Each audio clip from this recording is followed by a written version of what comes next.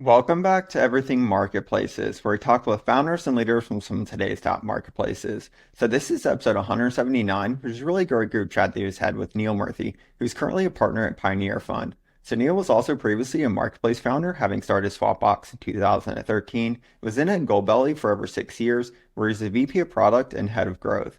During Neel's time at Goldbelly, they scaled to become one of the largest food commerce marketplaces and also raised over 130 million in capital. So this is a great chat with Neel where we got to learn more about his early founder experience starting Swapbox and going through Y Combinator back in 2013. We did a deep dive into his experience at Goldbelly. Neel shared some of his key learnings, how he's now advising and investing in marketplaces, what he looks for when investing in them. We discussed topics like how AI is impacting marketplaces. Neel shared a few opportunities or requests for marketplaces. We also had a great group Q&A. I really enjoyed this conversation and you're going to find it a great watch to the end.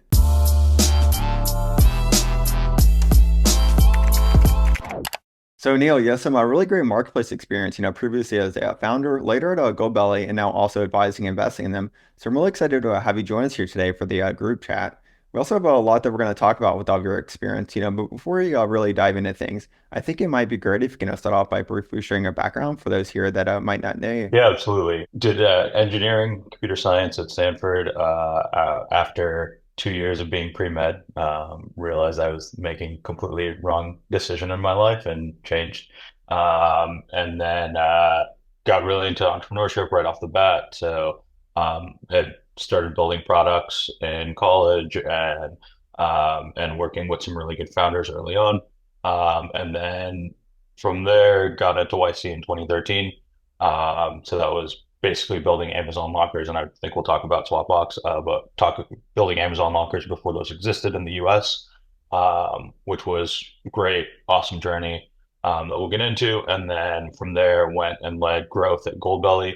Growth means a lot of different things to a lot of different people, but the short answer is basically scaling both sides of the marketplace, which we will also get into later.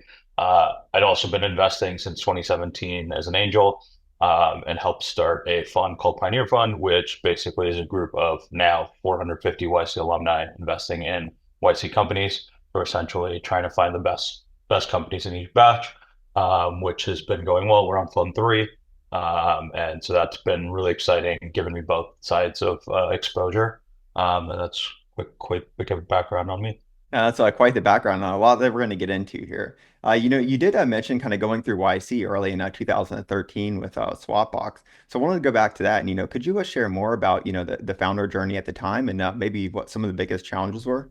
Yeah, absolutely. So, again, I was coming right out of school, so I was kind of an idiot. But one of the things that we did was one of my friends from elementary school and I really just wanted to build something.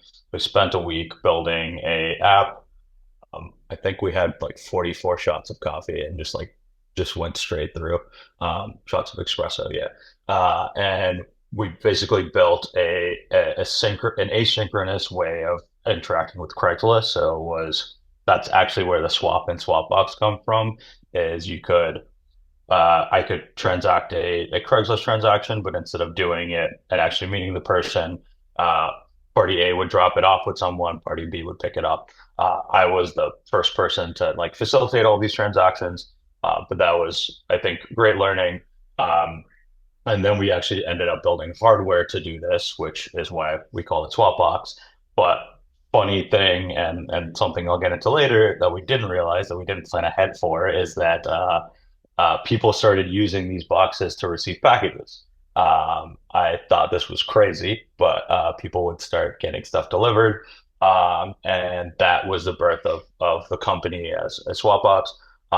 One of the things that was, I think, formative in that experience is we actually so the first Swapbox was basically an iPad on gym locker. It was so ugly that the campus wanted to kick us off. But because students really loved it, the newspaper on campus was the only building that was student owned. So the students rallied around the Swapbox, got it put in the newspaper building so that students could still use it. Which to me was like, okay, I am building something that people love. That was my first foray into like building something that even if a small group of people love it, um, that's a good enough start. And so if people were able to like rally around, go against the campus to put us on campus, that was a sign to me that like, hey, people love this product. And so that was kind of the start of the Swapbox journey. We got into YC that helped us scale a lot of campuses into cities. But then another learning from the Swapbox days is um, investors are also stupid sometimes. And when Amazon hit the market with Amazon lockers, everyone was like, okay, you guys can't beat Amazon. You should pivot. We ended up not listening to them, which I still to this day think is the right move because the argument against us was that Amazon would just open up their network to any other carrier, any other retailer, and release that last mile logistics to the world. And my counter argument to investors was, why would they do that? Like they want to own the end customer, they want to own the full stack, so we could be Amazon lockers for everyone else.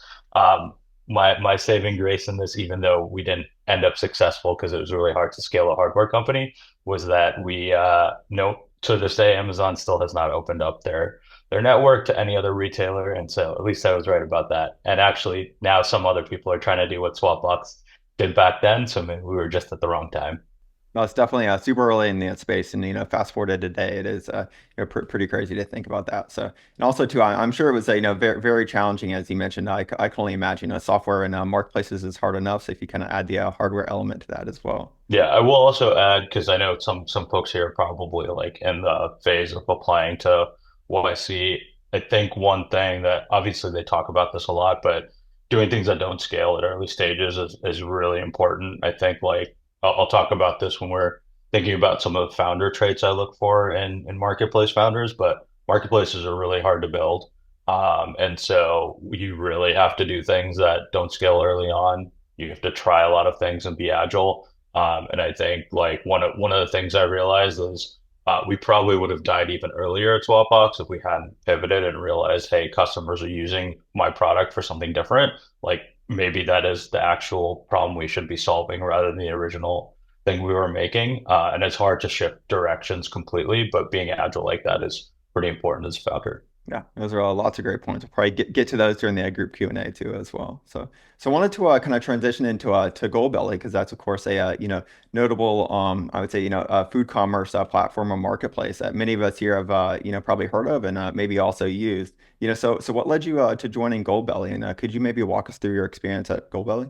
Yeah, absolutely. So when I joined Goldbelly, we had about a little under 15 people. So Goldbelly was the same batch as mine at YC in 2013.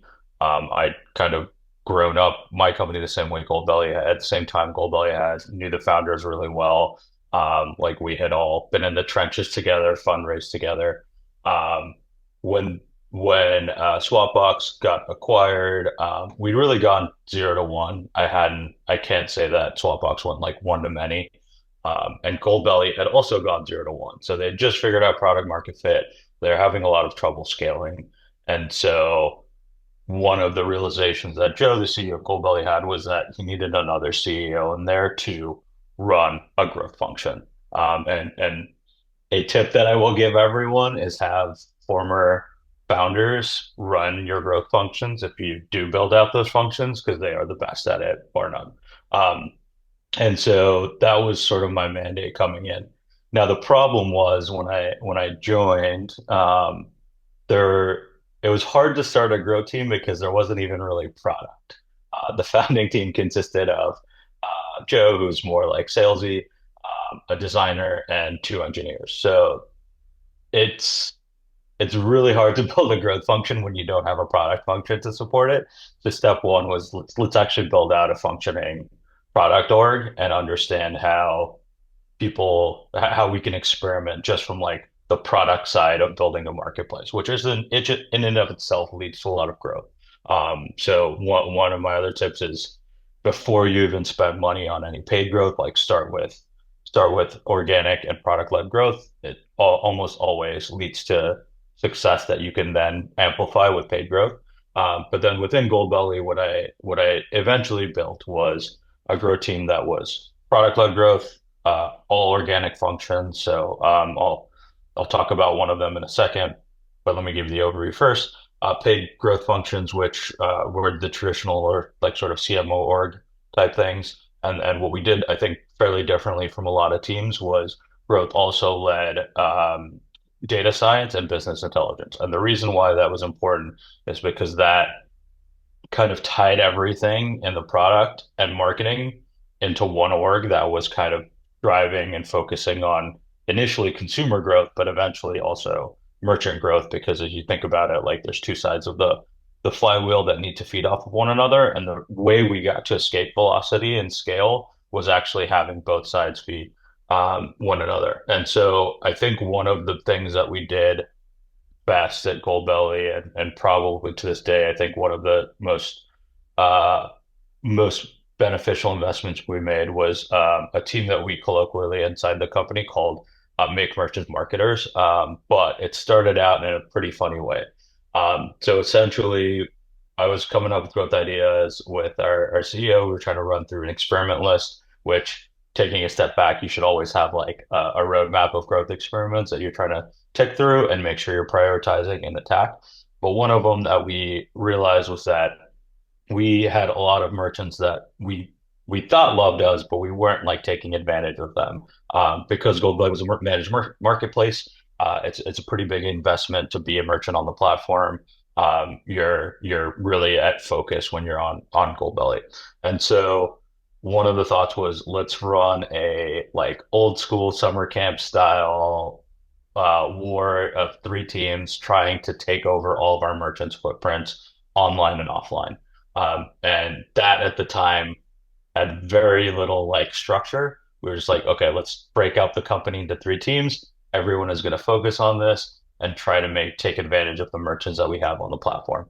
And so what that became is people running around New York, getting in-store contracts with people to put like coupon cards at the register, um, all the way up to one of the teams, my team actually, got a full billboard put above one of our merchants. We designed it and paid for it, but we didn't pay any rent on it. We just had a billboard that said like we ship on Goldbelly. It probably was the equivalent of $100,000 a year that we just got for free by asking. Um, and that I think was a light bulb moment of, okay, our merchants love us. We can actually do something here.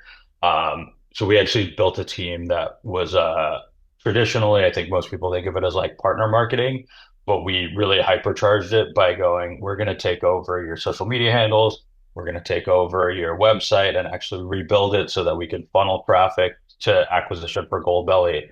Uh, and that became like really a hypercharged growth function. It was a small team. It was like four people, but I think it delivered probably the highest ROI of any team in the company, and made it so that the sales process also, like once we acquired a merchant, there was just a playbook to activate them. There was a way that we made every single merchant on the company ROI profitable from day one. So that I think was pretty impactful. Um, that led us to a point where we actually got that. I think that plus all the other functions that we built as a team led us to actually hyperscale.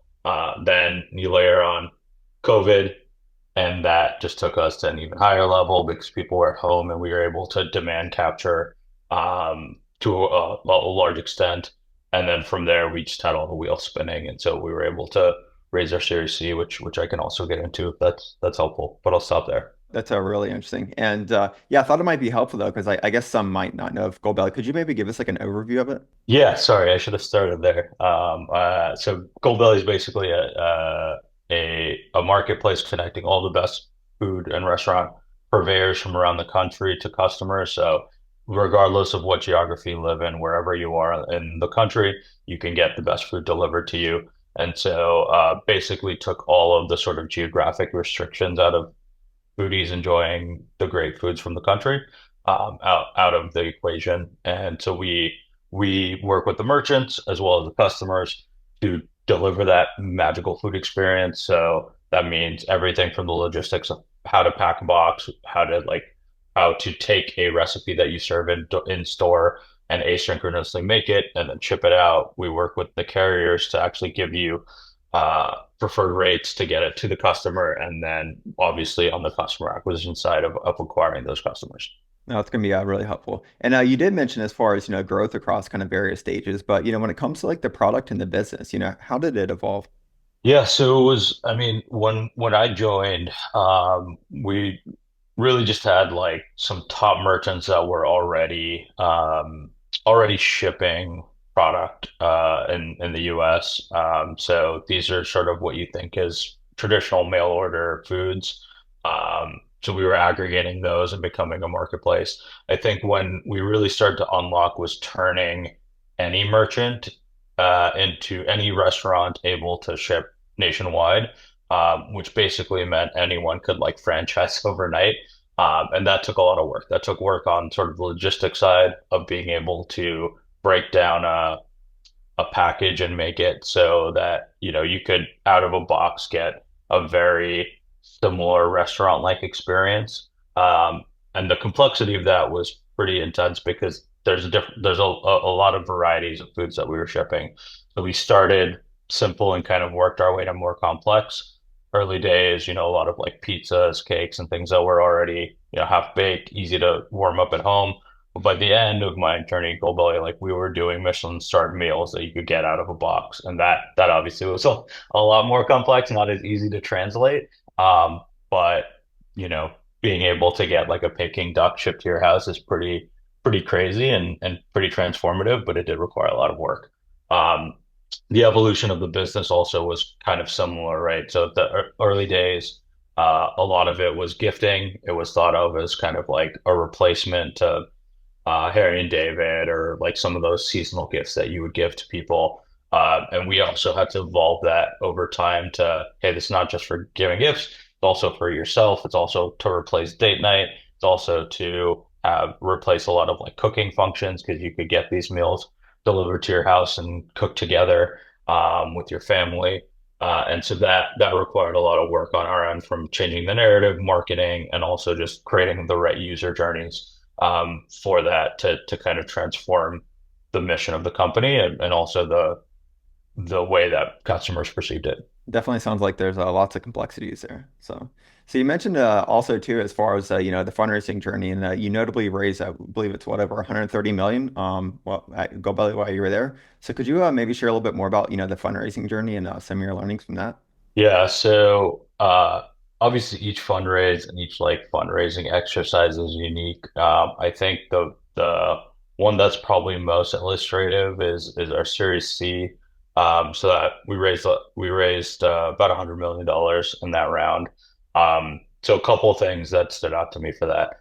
It was still actually during we raised it right around when we had vaccines. So I actually lived with Joe, our CEO, for 3 months to raise that round, which I saw my wife once a month for 3 months, which was not great. We actually ended up getting a dog because of that, because she got bored. But he's the best.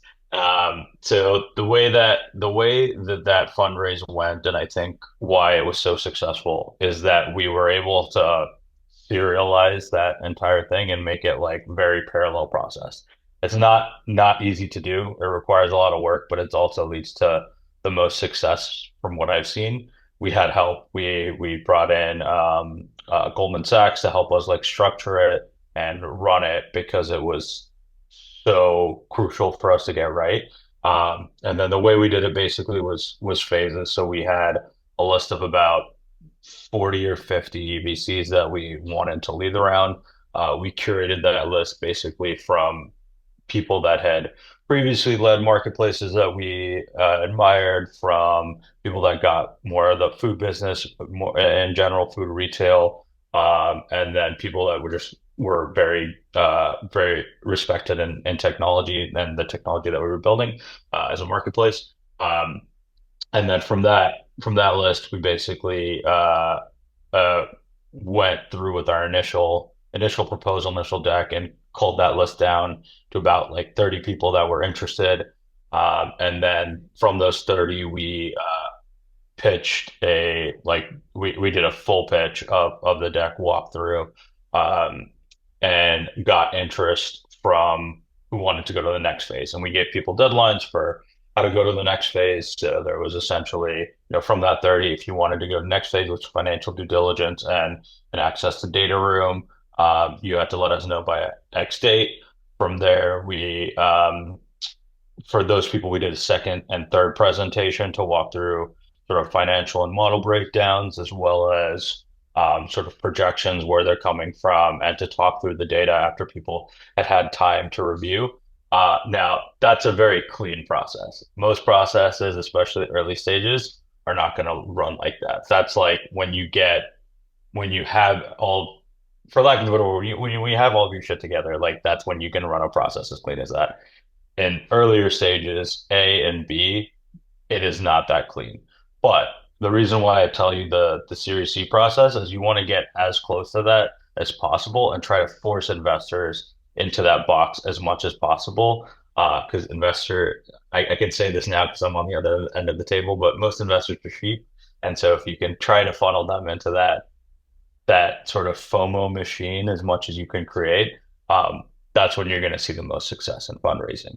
But I understand that's the hardest process to run. Yeah, certainly. We'll get into the early stage, rounds here in a little bit. So, but that's actually a great kind of transition into your, current kind of role of advising and also investing in marketplaces. I believe Pioneer Fund, as you mentioned. So, could you maybe share more about that and what you look for in founders and marketplaces when investing? As I mentioned, I've been investing on the side while being a founder and an operator. And the reason why I transitioned over to that side is I really enjoyed helping early stage founders. I got more fulfillment there than sort of like optimizing the next $1 million of marketing budget. And so that became a really easy transition for me. And the reason why I wanted to switch to the investor side too is I felt like there was a lot of folks um, that were not as helpful on the marketplace side from an investor perspective.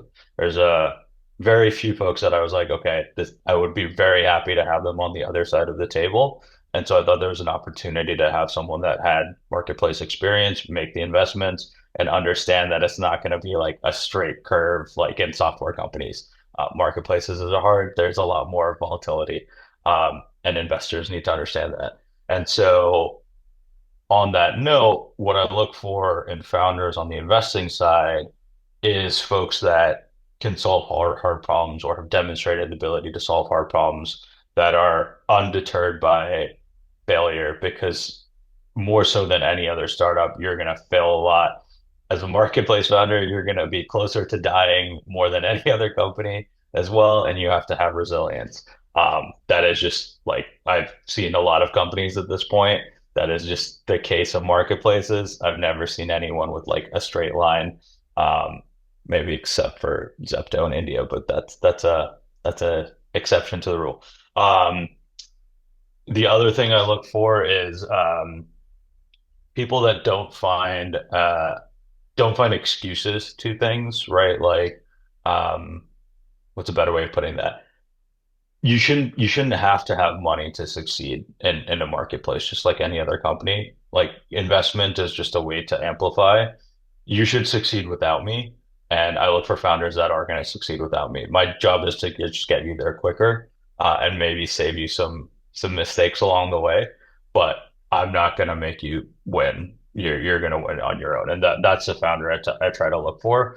Um, another thing people sort of term to this is formidable, which I think sometimes works, sometimes doesn't, because I think it has like certain connotations that um, don't necessarily work in this. Because I think the flip side is just because you are just because you're working on something doesn't mean like that is the thing that you should work on. So the reason why I don't like formidable is I like people that are agile, that are pivoting. I love pivots. I think people that pivot get a bad rap sometimes, but I think it takes a pretty unique perspective and resilience for someone to pivot and go, I'm going to completely change my direction and completely change my company, and I have the conviction to do that. Actually, I just want to jump right in with a question on that. Founders have actually asked this a few times on our fundraising meetings. It's come up. From an investor point of view, are there any good examples of maybe how a founder's kind of framed a pivot and why that pivot, when fundraising? Yeah, my favorite is when a pivot comes from sort of new information or new insights, right? So it's um, the best examples that I've seen are, I'm working on a product and I in working on that product, either a customer or a supplier on the sales side has realized something and seen a unique insight, and they've done a lot of digging around it. It's not like just, hey, I saw this and I'm gonna now completely shift my company, but this new information was presented to me. I've now dug in and realize that this is where I should put all of my eggs in this basket, and then they also then have the conviction to go, I know there's some momentum on this other thing I'm doing, but I'm going to go down this path, and here's why. And as long as it's well thought out, well reasoned, and the narrative is pretty or the logic of the narrative is pretty clean. Like I tend to like that.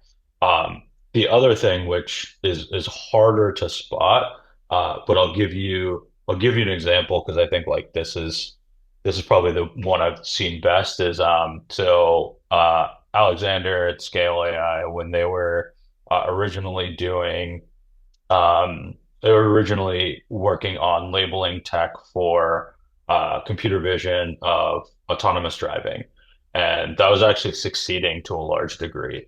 But when large language models and that entire market started to appear, it's a lot smaller than what they were doing at the time, but it was growing a lot faster. And so they actually bet the entire company on shifting to data labeling and building a marketplace for that for LLMs without just like tiptoeing in because they had seen the growth rate and the future moving in that direction. And I think like again, I'm not saying I know how to identify that, but if you as a founder can identify that and capture a growing market that you have a unique position or insight to tackle, that's a pivot that I think you should make 100 times out of 100. Now, identifying that is the impossible thing that like only a handful of founders can do. But that's the other example I give of like just betting the farm on something that you see an egg planted that you or that seed planted that you can kind of like follow. That's a really good example, and also tips as well. So I guess somewhat kind of related to that. Are there any mistakes that are common mistakes that you're seeing founders make when fundraising? Yeah. So on the fundraising side, I see it's not a mistake because I don't want to be too harsh on folks because it's human nature, but y again, like I mentioned, marketplaces are really hard to solve, to build and to solve. You're going to face a lot of challenges. And what I see founders try to explain things and make excuses for challenges that I face, that's like a pretty big red flag. Um, I don't think you should, I don't, you're going to face problems and you're going to have to like go around them. But anytime you try to excuse something as like, hey, this was out of my control or this happened, that's just a bad sign to investors. I'm not saying that, like I said, it's not going to be a straight, clear line. A good marketplace investor is not going to look for that straight curve, but trying to be like, hey, X happened and that's why, we didn't see Y.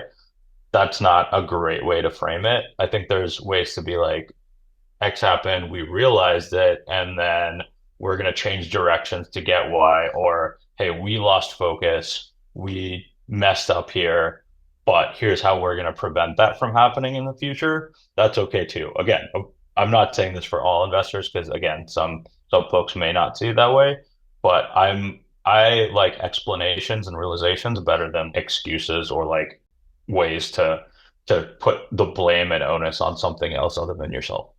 It's gonna be a great kind of tips to avoid here for founders. I was going to add one other thing, Mike. The other thing that I think people potentially get wrong is is and this is related to fundraising, but also just you as founders in general is, and this is where I'll go against YC. So YC says like you should be cockroaches and you should not die.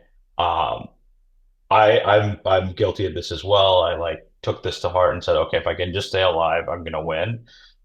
I would say that that's true sometimes, but for every like Airbnb story, there that's an exception to the rule. There's like a ton of companies that actually just stayed around for too long. So I think a founder's best ability and what I like to see in some pitches is I realized I was doing something.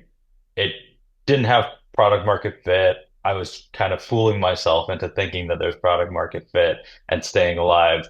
But I realized that that was wrong. And so I'm going to change directions. And this gets back to sort of why I like pivots is that it takes a lot to just as much resilience as it takes to staying alive and like doing something over and over. It also takes that much resilience to go, I am wrong and I should do something different.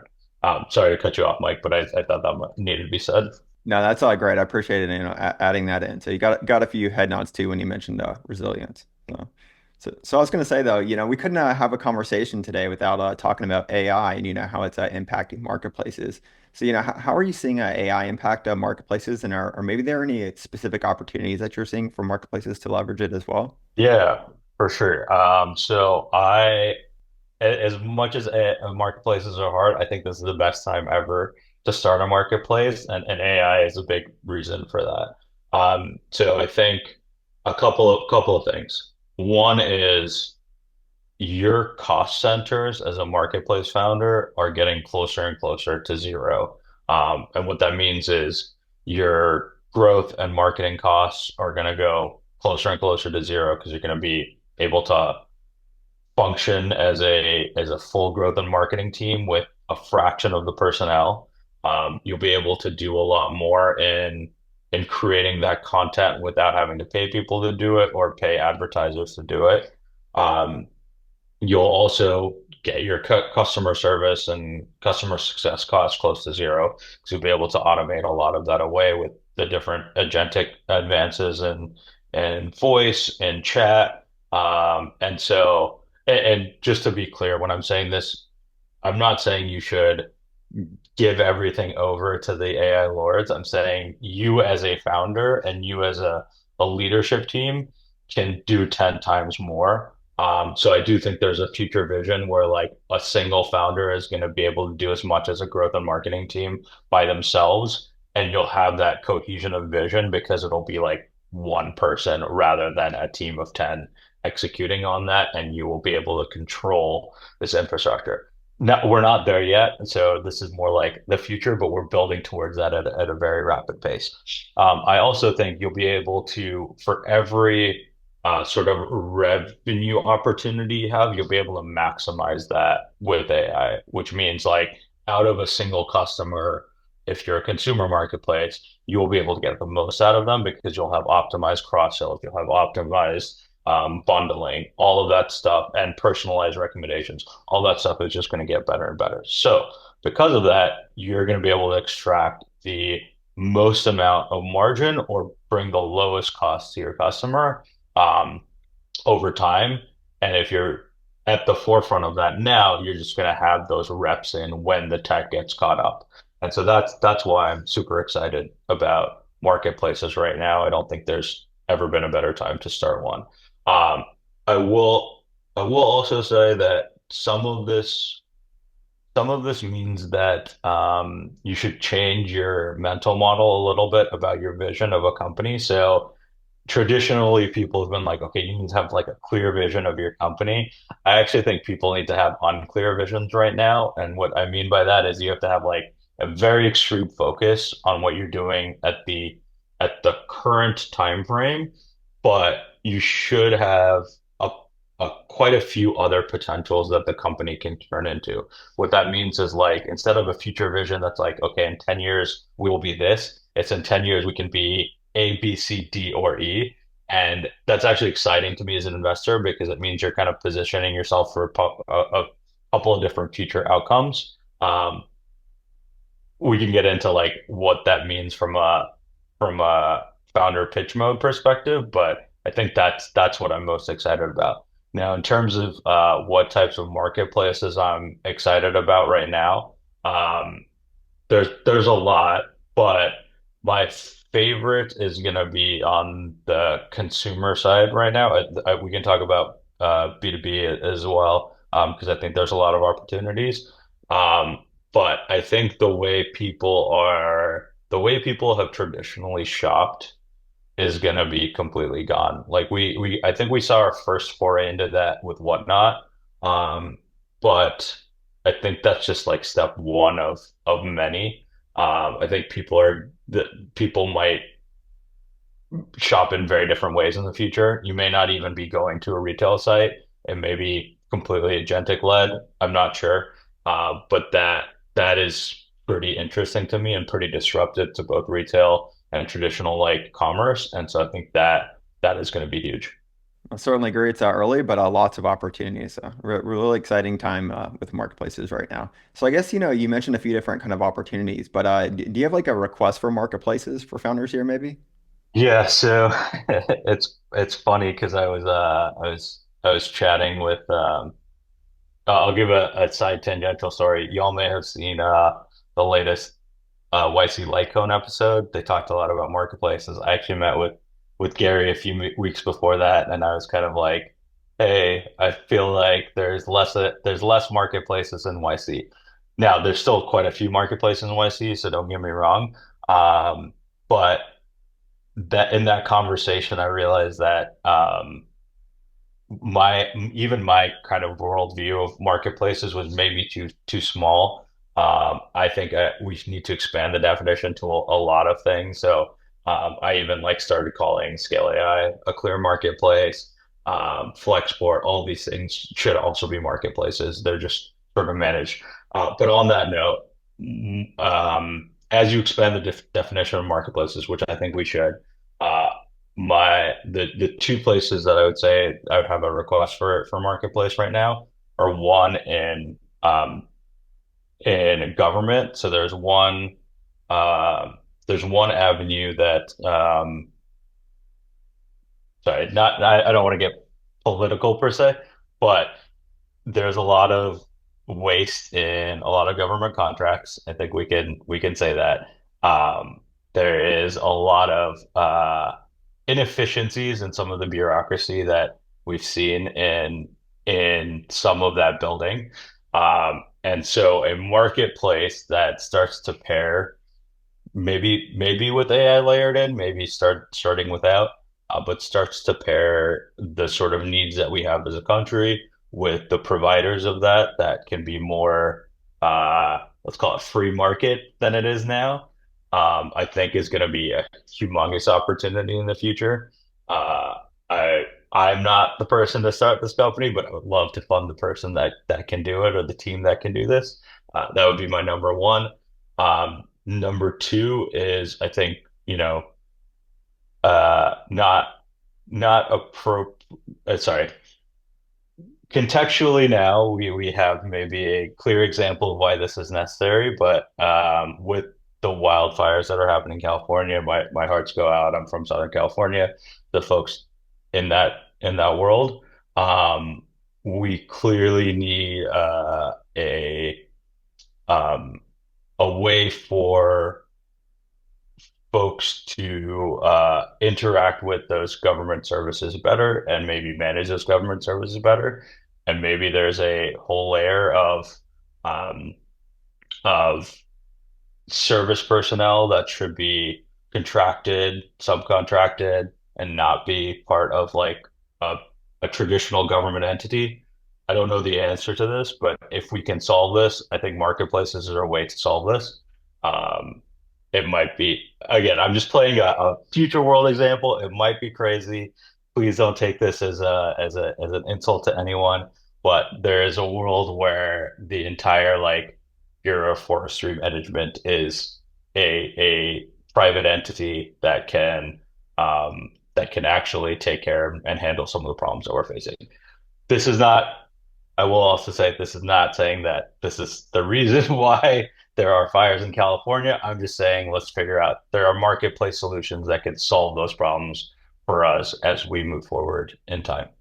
I definitely think the recent events have brought this to attention to many, and it'll kind of help divert some founders to helping us solve those problems. Hopefully through marketplaces, as you mentioned. So I'll mention one that I came across that I was like really intrigued by and kind of spurned some of these thoughts. I didn't even know about this at the time, but I met a founder who was basically saying that um, all of the um, all of the sort of like trash and waste management that we all kind of take for granted as services is actually pretty easily turned into a marketplace because they're already kind of subcontracted out and they are essentially private companies that are doing this. And by making it a marketplace, which they are doing, they're building this marketplace to essentially offer these services and aggregate all the providers as well as the service needs from the local governments.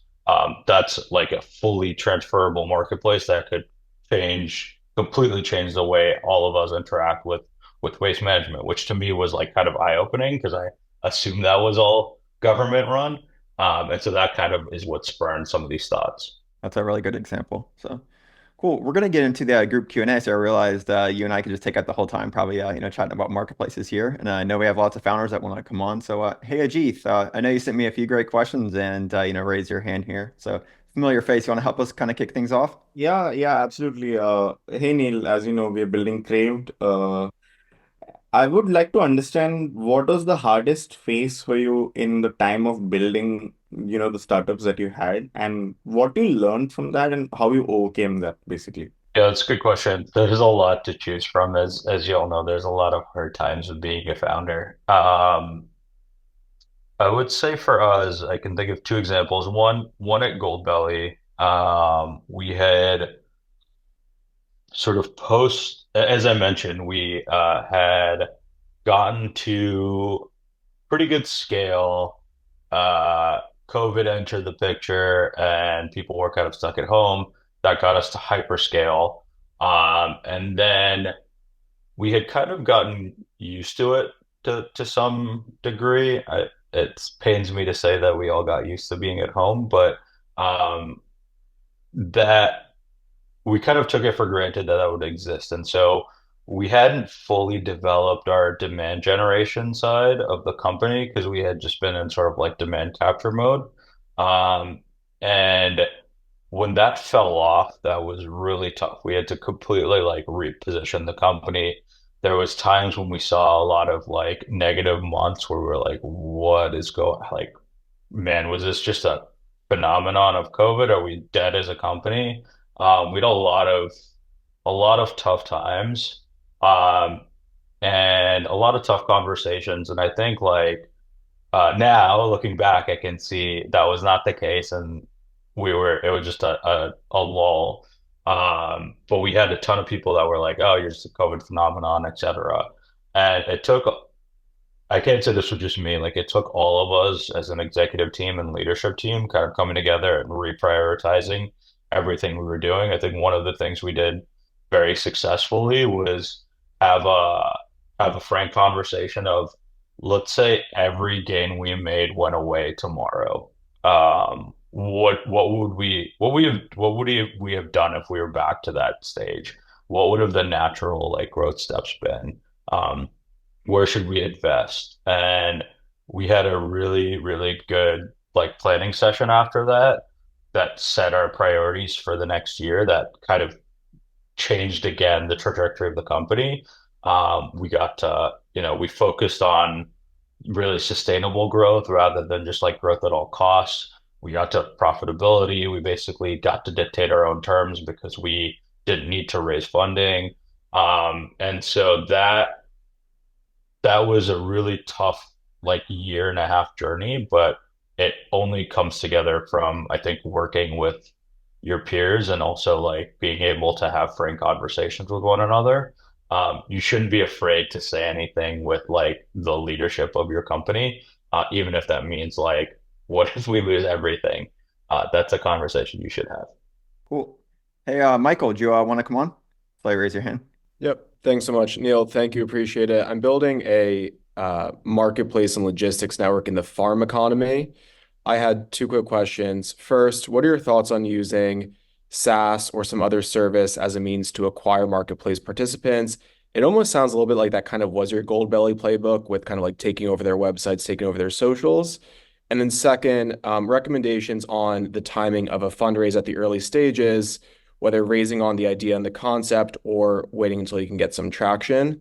Any perspective would be appreciated. Thank you. Yeah, of course. So I love SaaS and services to get especially one side of a marketplace. I think that's like uh I'm gonna butcher the saying, but I think there's a famous saying where, people will come for the tools and stay for the marketplace. Might be reversed. But the tools are really important to locking in um any part of the marketplace that you can.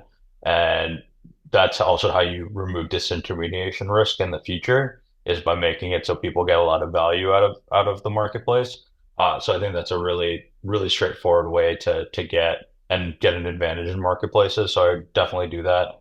I actually invested in a company that is or a marketplace that is building that's basically trying to disrupt the food the food supply chain network.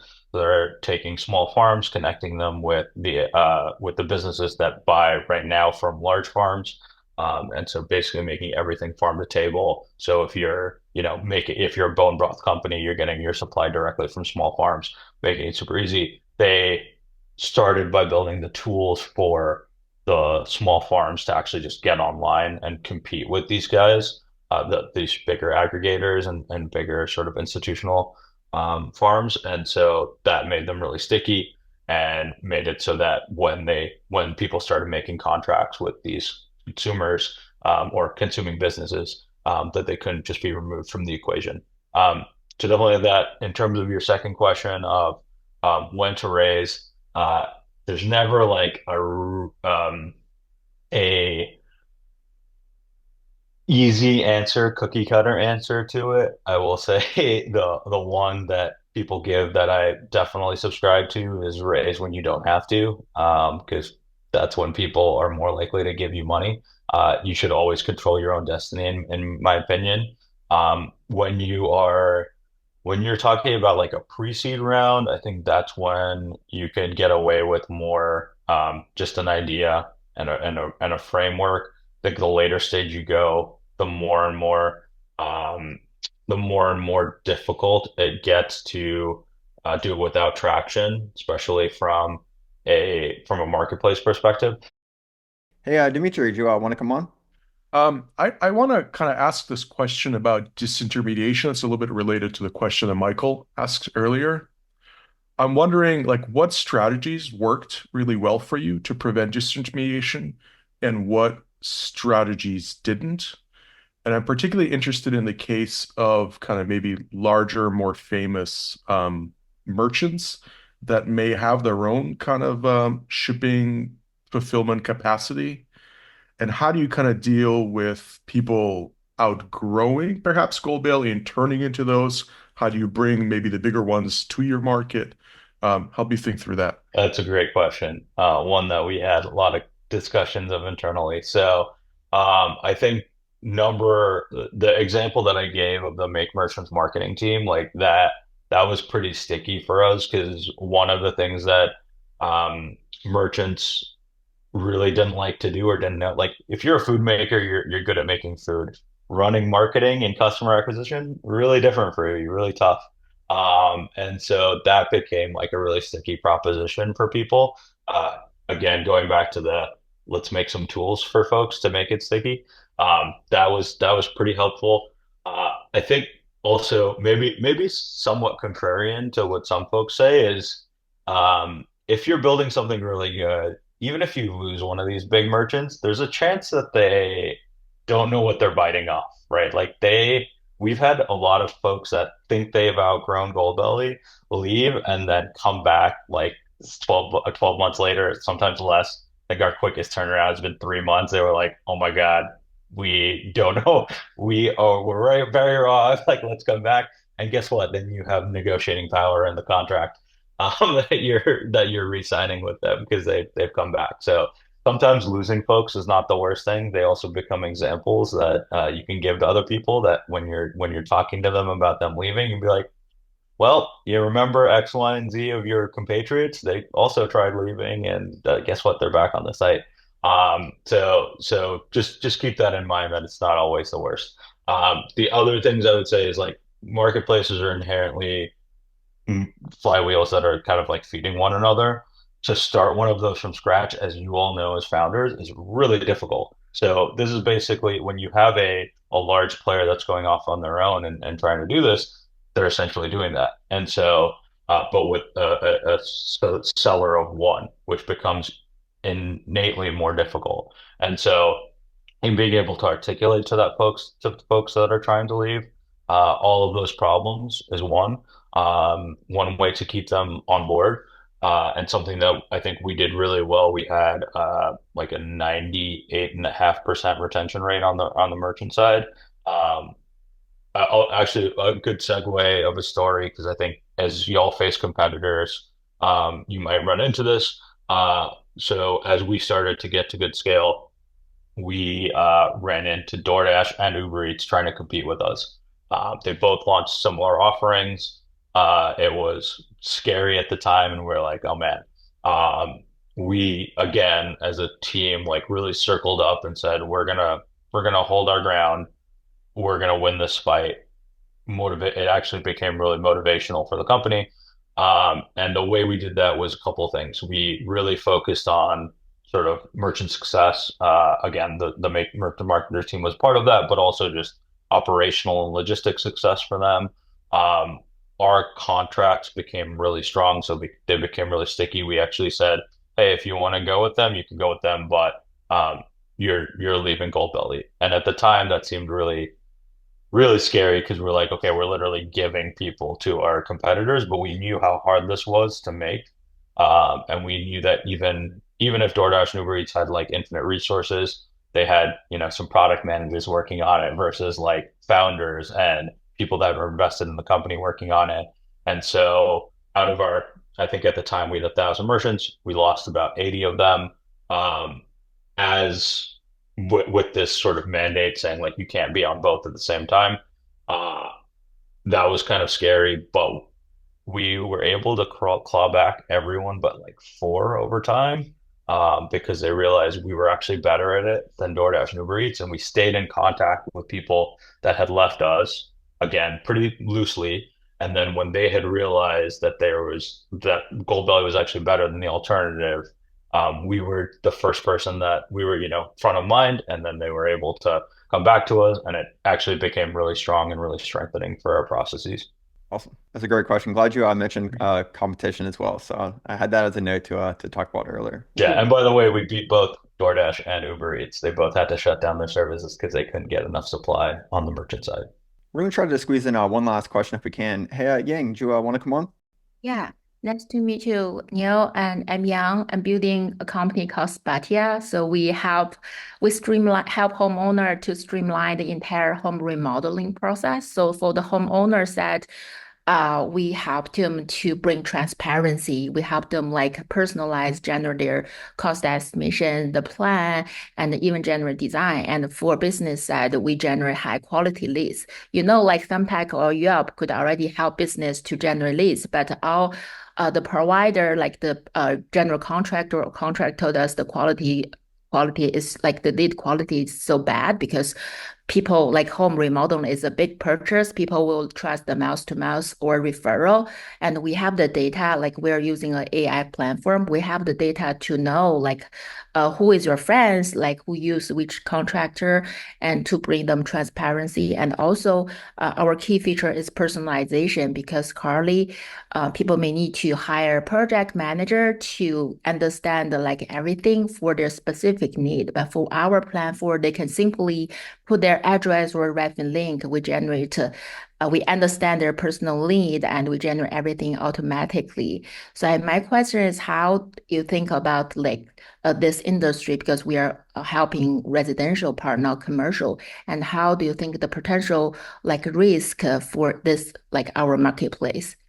Initial inclination is that you're solving a hard problem, right? Like I've had plenty of friends deal with a lot of very difficult remodels.